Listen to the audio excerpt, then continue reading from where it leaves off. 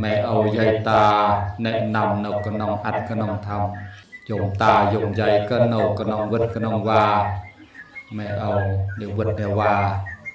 ก็เหมาะสมแจกปัวบานโบกโมการบวชดีนักแลเตียนี้ก็เกิดขึ้นตอนพระพุทธเจ้าจะเสด็จออกบวชได้เห็นเทวทูตทั้งสี่ไปเห็นคนแก่เคยมาเนื้อจักเดงกงงงกงงงกกลงกงนเอาได้เห็นคนเจ็บไข้ได้ป่วยตลอดถึงได้เห็นคนเสียชีวิตเกิดความสลดสังเวชชีวิตนี้น่าสังเวชเคยมาเนื้อจักเดเตาก็สนอเคยมนุษย์ชื่อเราแสดงร้องครวญครางเราก็สนอสงสาร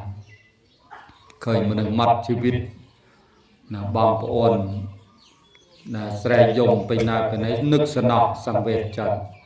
ที่สี่เทวทูตที่สี่บันเคยสมณะเคยโลกเรากรอบดำเชอดันเทวดานิมิตเคยก็เลยนึกเริ่มก็นองจัดโอ้